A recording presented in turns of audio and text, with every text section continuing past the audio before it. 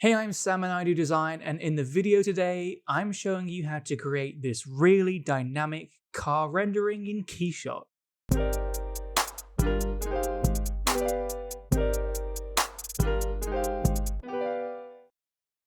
In order to set up this scene, you need to have immense dedication because you need to set up the entire road, the street, the cars that are on that street, the street lamps that are on that street. And I've actually spent 5 months creating this scene just so that we can blur it in Keyshot and make sure that the mini that we have as the main focal point of the image is in focus and the rest is really blurry. Of course, that's all a lie. All I've done is used 3 different planes in order to create this scene. So this is a really simple scene to set up, and I'm going to talk you through how I've set up this scene. It's not really a tutorial, it's more like behind the scenes, I guess, because I already have it set up. But because I posted this image to Instagram, and in the comments section, I saw a few people asking some questions, so we can go right in and answer those, and I will walk you through this scene. So first things first, I'm using this Austin Mini model, and this is actually a model that I made in Blender.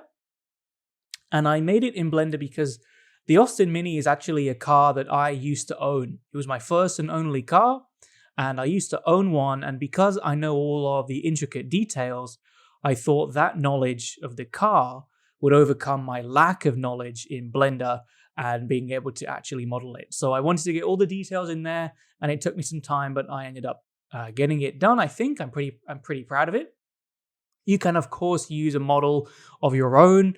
There are plenty to choose from on websites like TurboSquid and CG Trader, but I wanted to use the model that I made. So first things is the headlamps. That's the first question that people were asking about.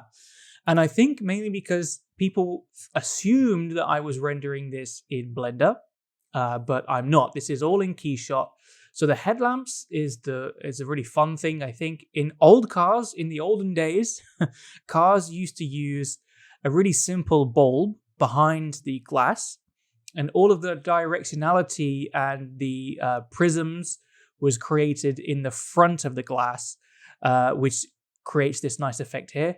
And if you're using a newer car that you might have downloaded or modeled yourself, and it's a new style of headlamp, you tend to have a really smooth front glass section, and all of the refraction and the directionality comes from the bulb itself and the positioning of the bulbs. So just bear that in mind, because you need to try and replicate how it's being created in the real world in Keyshot. So for this front glass, I'm not actually using glass, even though that's the name of the material up here. I'm actually using a dielectric material, okay? And if we come up to the material graph and press C on the keyboard, you can see that I created this bump map in Adobe Illustrator, and this was to replicate the mini headlamps that were around at the time. So I just made all of these lines. It took me quite a while. And then I imported that into the bump and into the transmission as well.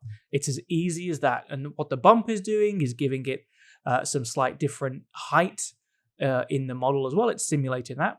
And the transmission is saying what is transparent, what is refractive, what is reflective. And by changing that, we're giving it different properties to try and simulate what it would be in the real world as well, because it's all there to simulate a prism effect. Exactly the same thing happens with the rally lights down at the front there, and exactly the same happens with the oh no, it's not exactly the same. Maybe I should have opened up this file to see.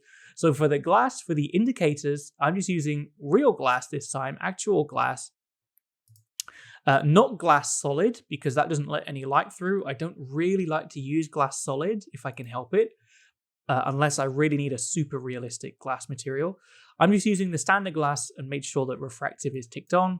And then we have our mesh, which is just going into our bump. Okay, so if I press C on the keyboard, you can see that that is the pattern there. Cool.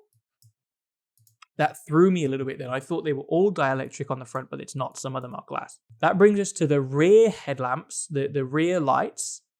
And some people were asking me about these as well. And this is the complete opposite of trying to simulate prisms. Okay, so I'm cheating in these ones. All it is a photograph of a mini headlamp, a mini rear light. I went into Photoshop, duplicated the middle, extended it out to the sides, and then literally, I think it is just a box map even. It's a planar map, and I'm just projecting it, I guess, from the rear down the side there, just to make it look as if there is something going on the inside, okay? Now, this is a cheat, and because it's just a plastic material, if we had a sunset in the distance and I set up the camera like this and the sun was over here maybe and shining through, we would want to be able to see this box be translucent and have things inside it and be made of glass. And we want to be able to see through that if we have it set up in that way. But with the camera that I was using originally, we don't need that. It's just to give an indication of something happening over there so we can cheat as much as we can. Cool. The next thing that people were asking about is the person driving on the inside. And we can see here, this person is just a pose downloaded from the Adobe software Mixamo. You search your figure, you search a pose, and you download it. And then all I did was place it into Keyshot and vaguely made sure that things lined up. We are benefited by the fact that everything is so reflective on the outside, so we can't really see that person, but we just wanted to make sure that there was a general silhouette in there.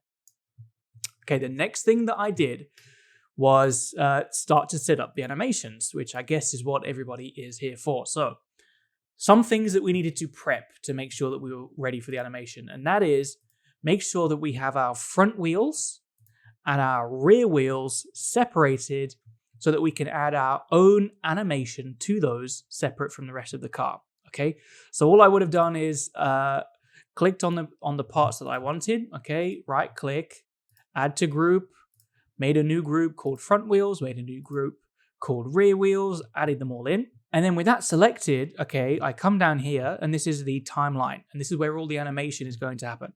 If you can't see your timeline in your Keyshot, all you need to do is press A on the keyboard. That's going to bring up your timeline. And with the front wheel selected, I came over here to Animation Wizard, and that gives us some options about whether we want to change the part or the camera and the environment, okay? So of course I wanted to change the part, and if I click on rotation, you can see here, this is exactly what a wheel does.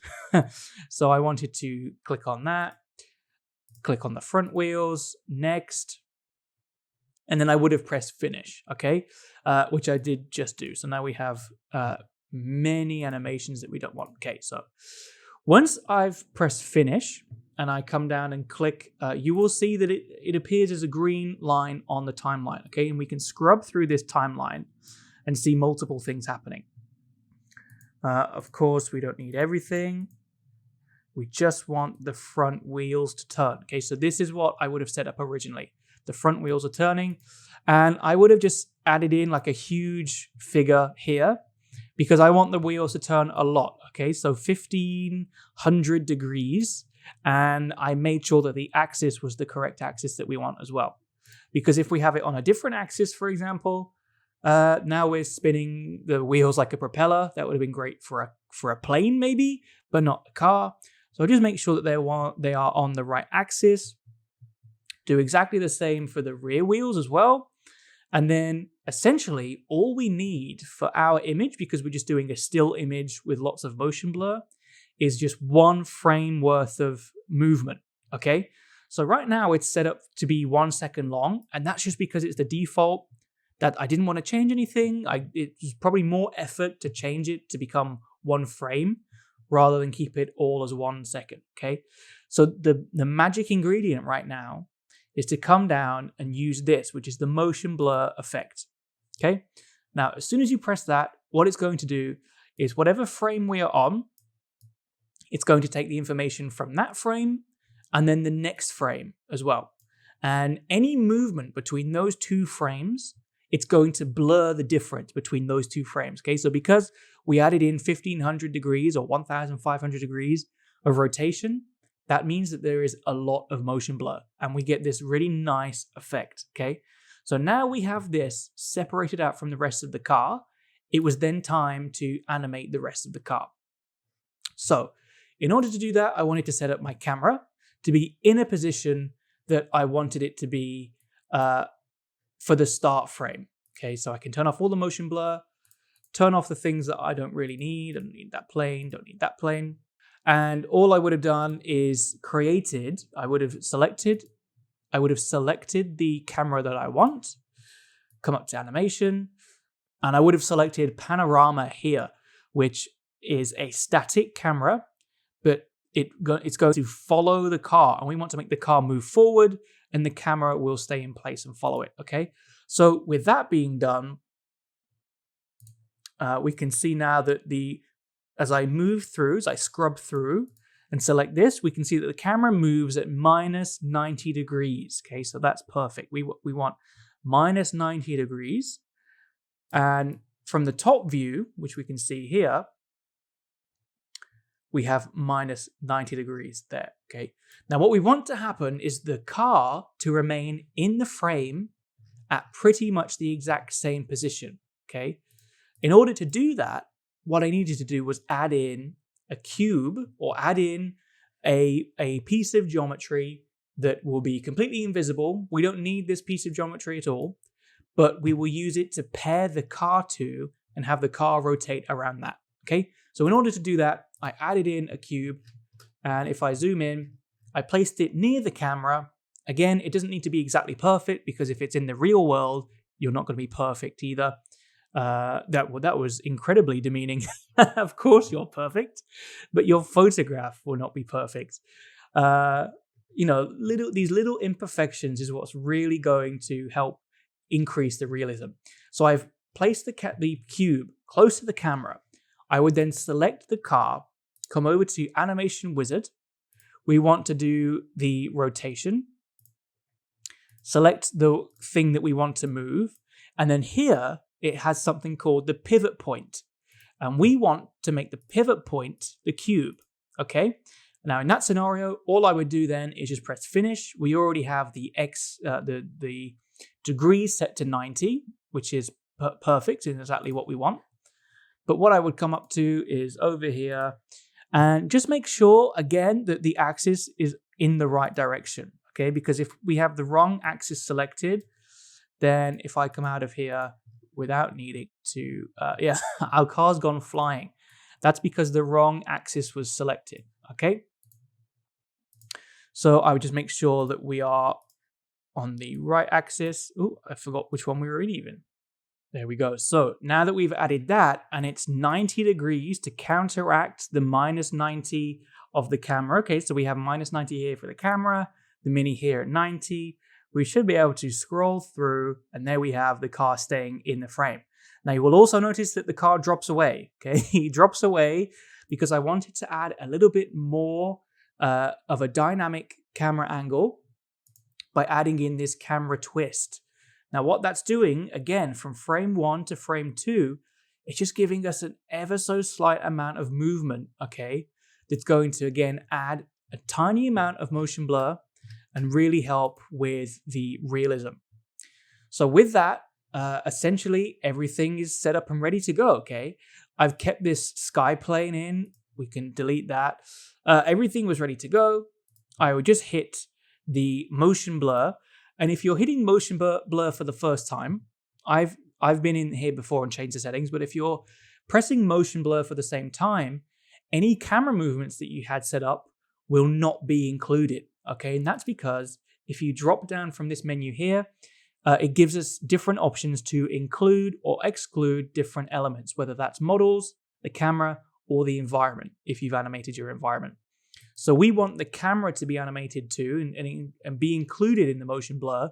And that is going to allow it to catch back up with the Mini, keep that nicely in focus. And now we have the floor, which is blurry, the wheels that are spinning around, and there will be an ever so slight amount of motion blur in the actual car itself. because we've included that twist value as well. And because the cube that's here is not quite perfectly centered with the camera. Okay, so with that being said, it was then time to add in our back plane. Okay, so what is happening with this back plane? Well, it's a complete cheat. I just went on to unsplash.com, found a nice street scene with some contrasting colors. I really like this orange and this blue and the sky. So I really like these colors, and I didn't mind so much that the perspective really does not match with the perspective that we're using. And that's because we're blurring it so much, okay? So if you double click on it, we can see that I used an area light with quite a high lumen count. And that's because I wanted it to be able to reflect off the roof and the bonnet of the car, or the hood of the car, if you're American. And the next thing that allowed me to cheat a little more is I actually placed it on an angle, okay? Because I really want to blend in the street plane a lot away from the road plane that we have on the bottom, okay? So we have our road surface here and our street surface here. And if we had it all set up so it was all perfectly straight, and I can show you now, if it was all perfectly straight, parallel to the camera, then we would see, even if we have a motion blur, we would see a line where it touches the floor, because there is a difference, okay? So by angling it and having more of a blur for that actual line, that means that we can integrate it more with the floor, and it's actually blurring into the floor a lot more, which is perfect because we don't want to see that split. And what's also helping is the fact that in this scene, I'm imagining that it's been raining and the floor is really super reflective. And what that is allowing us is to get some of this detail from the back scene here, some of this detail from this back wall, and have it reflected in the floor in a really natural way. So that when we do add the motion blur, we get whatever is white here, whatever is blue and white, that's actually giving us a nice reflection on the floor. And again, integrating it into the floor in a much smoother way. I remember now that the next plane that I added was this plane to act as the sky, okay? And what I wanted to do was take this cyan blue that we have in our image and create a new plane and just make sure that it's vaguely the same color, because we can see that in the windscreen here. And I wanted to make sure that it was as realistic as possible. So I added that in to replicate our sky. And then we also have one at the front. And this is really important because it's in between the camera and the Mini. And that is giving something in the windows and bodywork to reflect in order to set it right into the scene. So now we have a pretty much 360-degree view of this same scene. And it's covering up a lot of the HDRI. So if we come up over to the HDRI, change it to what we're actually seeing. So what we are actually using, I think this one at the back, this is the entire environment that is lighting the scene. Anywhere that is light is going to light the scene, and anywhere that is dark is going to create shadow, okay? So what I've got is this large pin, and that's purely set up just to give me a nice highlight on the front here, okay? So this is not realistic. This is not what would happen in the real world. Our sky in the real world would be this cyan blue, but I'm using a more neutral tone here. But it's all in service of getting a nice image. So even though it's not perfectly realistic, it's just there to get a nice image. And I wanted a nice highlight running all the way down the body of the car. So the only thing left to do then was to animate these planes. And you can see as the car is moving left, the planes are moving right. And again, all I would need to do is come over here, animation wizard, translation, and that's moving from left to right. Make sure we're using the right axis, and then it's job done. So I think this has been everything. I think that was everything that I needed, because now we come over here and we press the motion blur.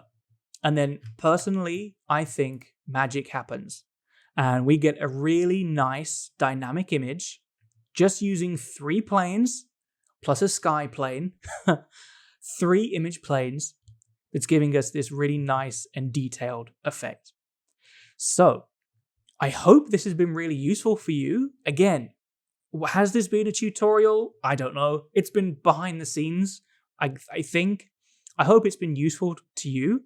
If you've learned anything in this video, I would love to know about it in the comments down below. And if I've missed anything out, let me know too, if you want to know more. Because this is the 3rd time I'm actually recording this video, because the audio was being an issue before. I had audio glitches. So 3 times recording this video in a row. I don't know what I said in this recording or previous recordings. I don't know if I've covered everything. So let me know down in the comments. That's the bottom line. And as always, don't forget to like and comment and subscribe and hit the bell button and everything else that YouTube asks you to do.